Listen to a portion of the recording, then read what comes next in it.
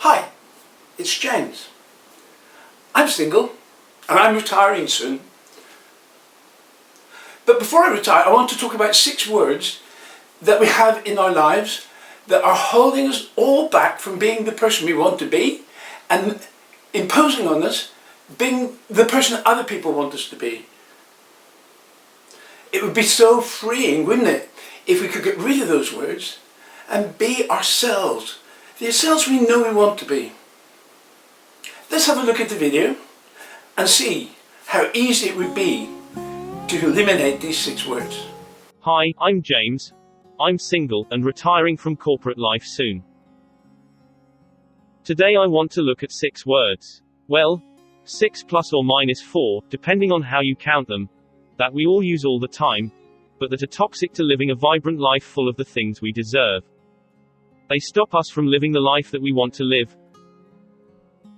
Language is very powerful in directing our thoughts, and our thoughts control the actions in our lives.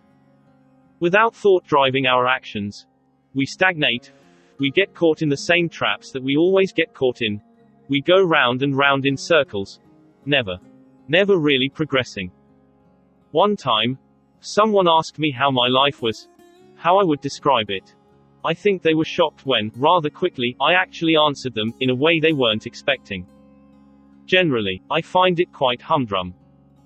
They took it as a terrible insult, as if humdrum was somehow bad. It was the word that came off the top of my head, and quite often, the word comes off the top of your head is actually the right word, because you haven't had time to filter it through all the things that normally cleanse before we say something that's going to offend or that's gonna hurt.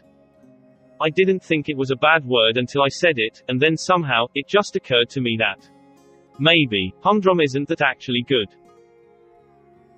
You know, we had an easy life. We would get up in the mornings, go out and work 9 to 5, come back in the evenings, sometimes go to the gym, maybe attend an evening class some days. Some evenings we would stay in, watch TV and chill until it was time for bed. About the same time every week. Yeah, that's humdrum to me. I'm a changes sort of person. I like to look forward to see what's coming, whatever challenges that might bring. I think I kinda like living in structured chaos, juggling this with that. I do appreciate that for some people, humdrum is appealing, because it'd be a life without continual drama. Be a life without heartache, perhaps a life without daily pain and things like that. Stuff I know people have to deal with. Was I content with humdrum? Having said it, I wasn't.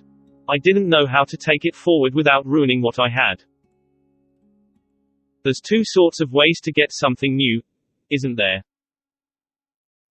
There's the way where you keep the old until the new's there, and you've checked it and you're quite happy with it. You haven't had to send it back and get it replaced and that sort of stuff. Say, like a new jumper, or a new appliance or something like that. And that's pretty risk-free. The old and new can coexist for as long as you want. And then there's the other type of new stuff that we get. The scary type of new. The one where you have to relinquish the old before you get the new. Think, bathwater, or a new full-time job, or a house move. Generally, you cannot have both old and new. The first type we could call a no-brainer to a large degree. We don't have to let go of the familiar, till we are sure of the adequacy of the new. The brain need not worry. The second type needs commitment to something unfamiliar. That feeling of what if, and the sinking in our stomachs. That very much is brain engaged. It is the brain's purpose to look into the future and make sure we are safe. It is said that the purpose of our minds is only to predict the future, and that's why they've grown so big. Because we've such a big future to try and predict, based on past experiences. The mind wants to work out whether it's safe for us to, perhaps, walk across the savannah today. When last time we walked across it and saw a pride of lions in a similar place doing whatever they are doing now, we came off worse. Lions, 2. Humans, 0. Our brains evolved to predict how safe we are. We are such pattern-making animals, looking for reassurance from our past that, although novel, We have been in similar situations before and didn't get eaten by saber-toothed tigers. That's how ancient men looked up in the sky and saw constellations in the stars. We try hard to see patterns in all there is around us, or what we imagine is there. And we can dwell on things maybe that have happened to us in the past, until the point where we actually get ourselves in a bind that prevents us taking that risk, and keeps us safe. The problem is that our brains take that as a huge victory, and gradually it takes on more and more protective non-actions, as it were, until eventually, we are frozen in a state of constant worry and dread when we attempt to take any action at all. And here I am, finally, moving to the three-ish words that reflect the pain of action, or inaction, in the past that cause our brain to totally focus, for our unneeded protection, and hence are toxic to our now. The first word is shoulda. It could be two words if you're being pedantic, should have. This word binds us in regret. A regret based, largely on risks not taken and rewards not gained. Examples: I shoulda bought Tesla shares when they were cheap. I shoulda taken a bet on that, it was a sure thing. I shoulda waited for the traffic lights to change. You didn't. We play the scenario over and over in our heads, but generally always the same conclusion and the consequent depression that binds us up in inactivity. So, shoulda effectively binds us into the past as we dwell on it. The next one is another very similar word.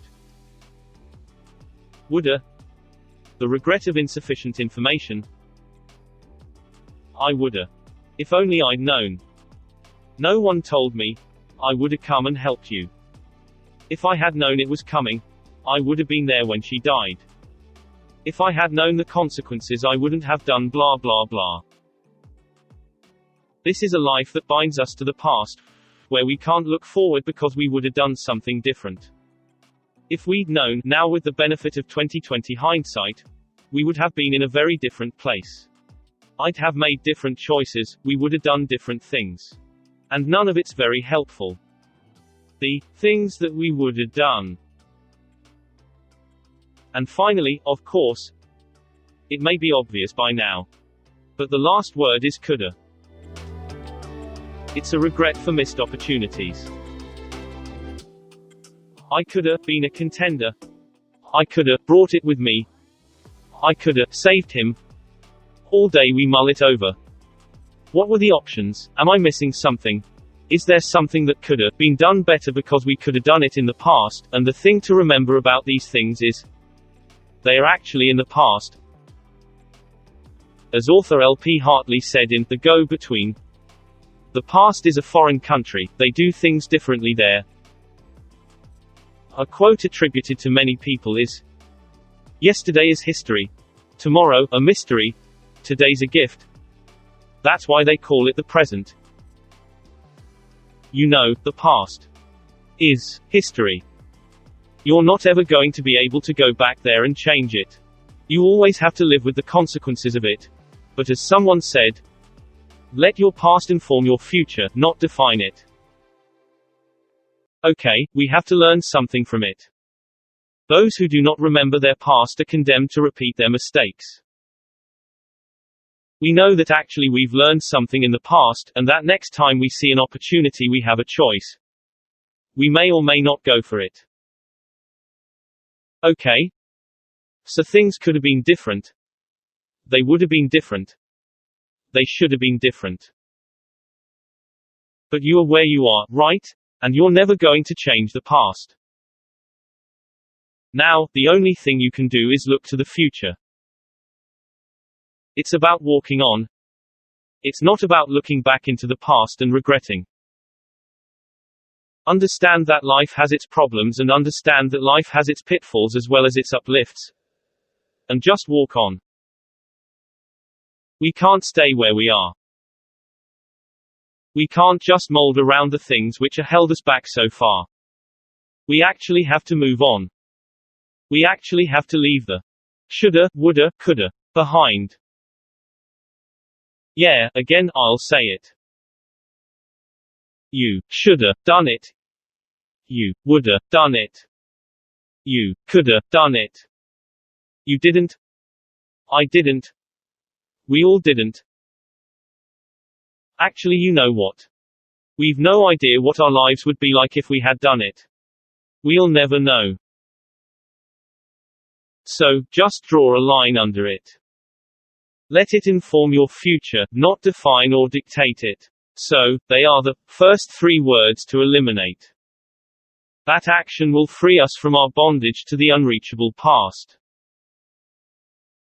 Remember, another quote, "If I had a time machine and could go and undo all my mistakes, when I returned I would have much less wisdom." Or something like that.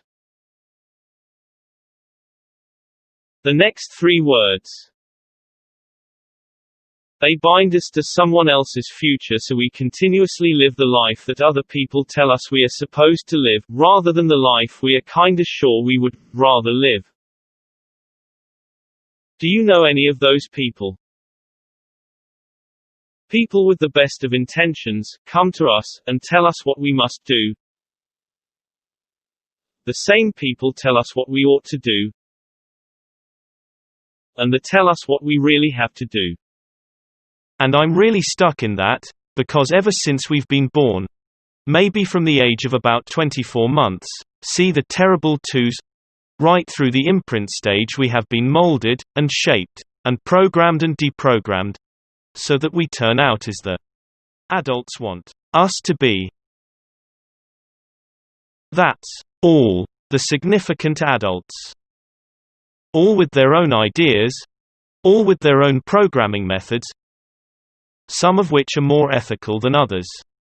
They may well say that they want the best for the child, but it's their best us, not our best us. Bless them.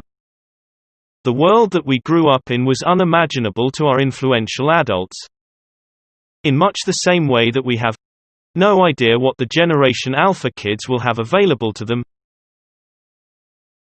Generation Alpha 2011 to 2025, the children largely of Generation Z. But yet we will do the same to them as we had done to us. Again, all with the best intentions. Put our hopes and fears on them, tell them that must work hard, pay attention is school, study hard, and do well in exams as it's the only way forward. We have no idea what ways forward there will be for them. It's amazing though. It has taken until recently for me to realize that even 50+ years on, I was still living the life that my parents, teachers, priests, gurus, TV heroes had encouraged.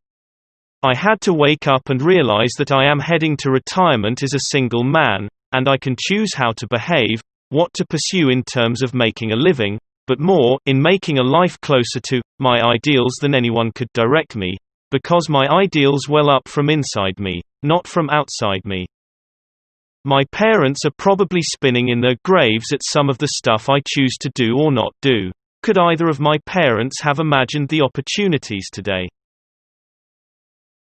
What is the saying, variously ascribed to Aristotle, the Jesuits, et al.?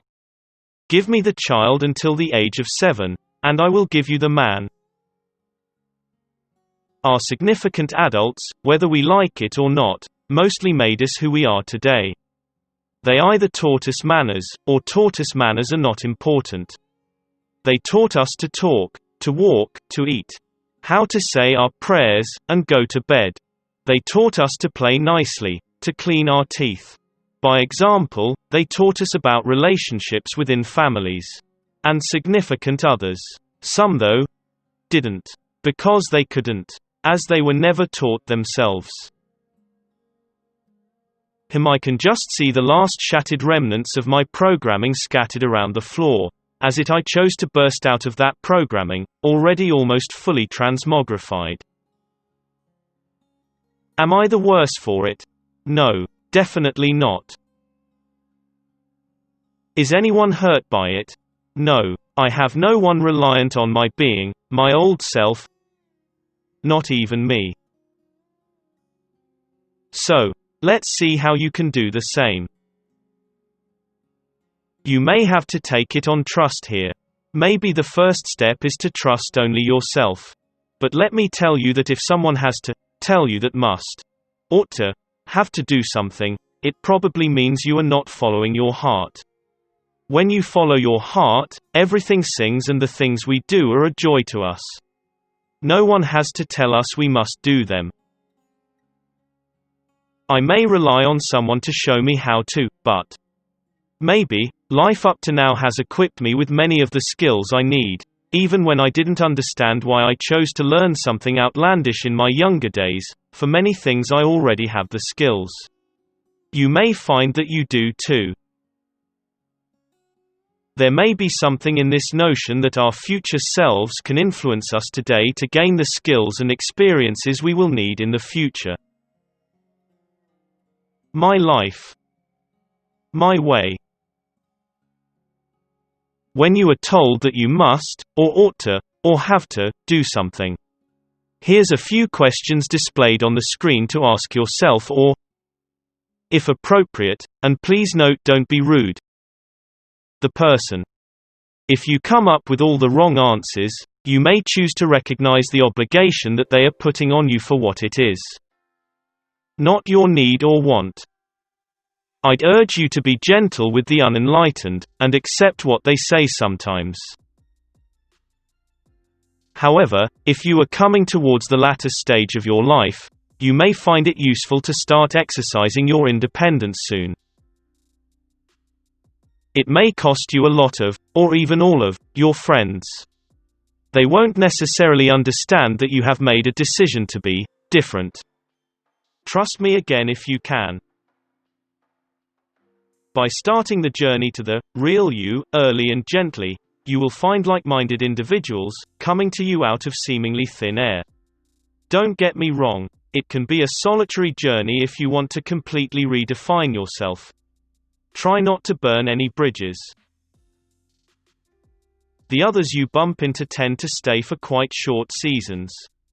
Maybe to affirm you, and move you on in your journey, or to answer some of those unasked questions you have picked up as you go. Then they will return to their camino. You will start to do the same for others. It is no big deal. So long as it is ecological. Simultaneously, no harm to yourself, no harm to others, no harm to the planet. Go ahead and start your journey to the real you. Start local. Ask yourself, why must I?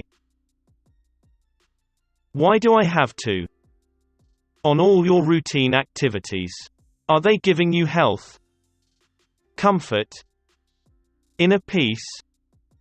Joy? Or are you doing them because you feel an obligation? Only you know where your heart will be happy and if it's worth the journey.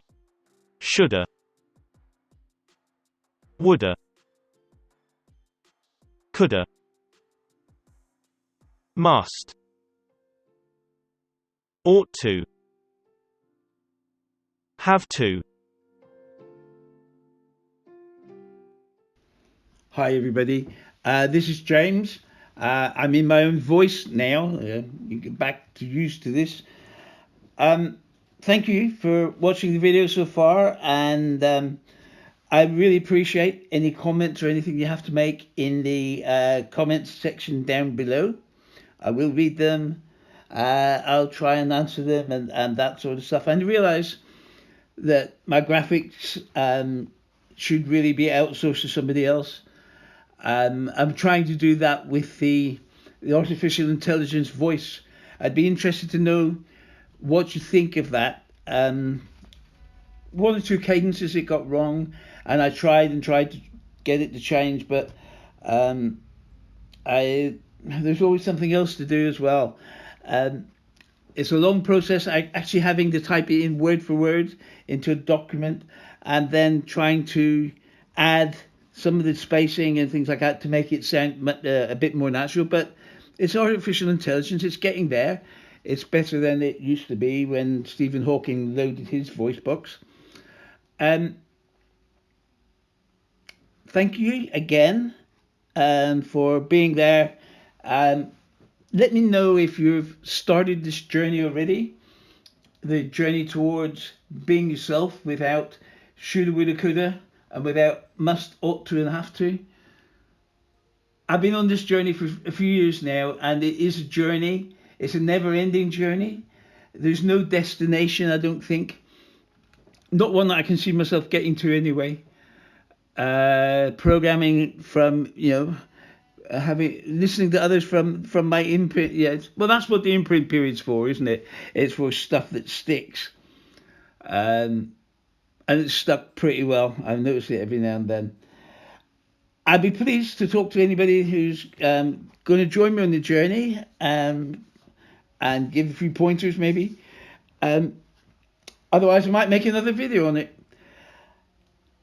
I'm going to see you soon. In the meantime, look after yourself, be kind to others, and look after the planet. It's the only one we've got. Speak to you next time. Bye.